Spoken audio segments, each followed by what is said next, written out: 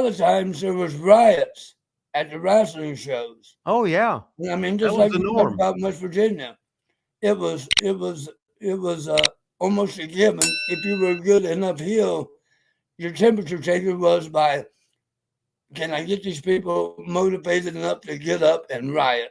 Me and another girl in a mixed match. During the match, I started choking the girl, and the girl had a rope like around her neck. Well, the woman jumped up out of the audience and grabbed the rope. I was a heel and Uh-huh. started really choking the woman with the rope. She thought she was helping her, but she was Yeah. really choking the babyface girl. I took my foot and pushed her away. And when I did, her husband stood up, about 6'4", about 280 pounds, and grabbed me. And I was holding on to the top rope for dear life.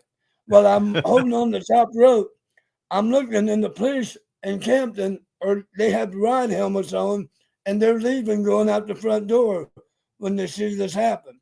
So I'm thinking, if he gets me down off here, he's going to kill me. So Eric Emery comes running from the dressing room as the guy's pulling me by the legs and punches the guy.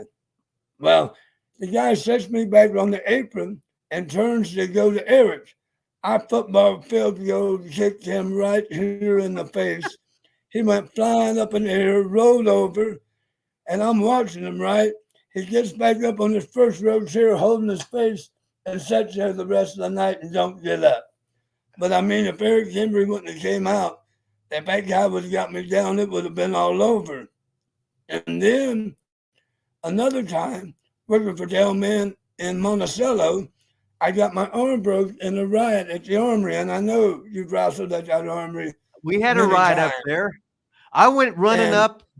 Remember the thing at the top where I, the fans could sit up there? I went running up well, there that was chasing the Somerset. That fans. was wasn't that Somerset where the fans just sat up top, or was that Maybe Monticello? that was because we ran Somerset and Monticello too. Right, right. Monticello was a smaller armory, but it Okay. took me 20 minutes to fight from the ring to the dressing room, which was only about 10 yards or 15 yards. I looked up and chairs was raining, beating me. And how I got my arm broke was I wasn't even in the match. And I went running out because the fans started jumping in the ring, and I grabbed a guy off the ring and went down with him. Well, I had a mask on, and when I had the mask on, he pulled around my face.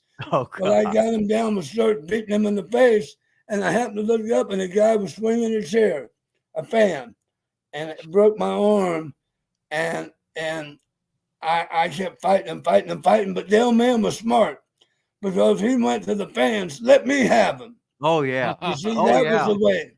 The baby face, if he was smart, he said, get back, let me get him. Oh He, yeah. he would beat you back to the dressing room to get you safe. But That's awesome.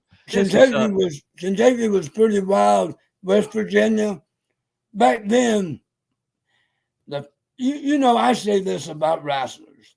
If you cannot motivate the people to get up on their feet, to get involved in a match, then you're not doing your job. I don't care if it's then or today.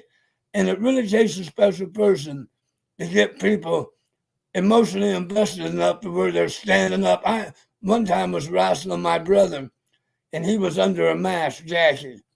And I remember I was a heel. I always like being a heel better than a baby face.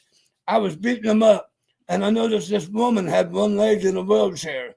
And I threw my brother out on the floor, and I started kicking him. And I looked, and that woman with one leg was crawling across the floor out of her wheelchair, trying to reach to grab me.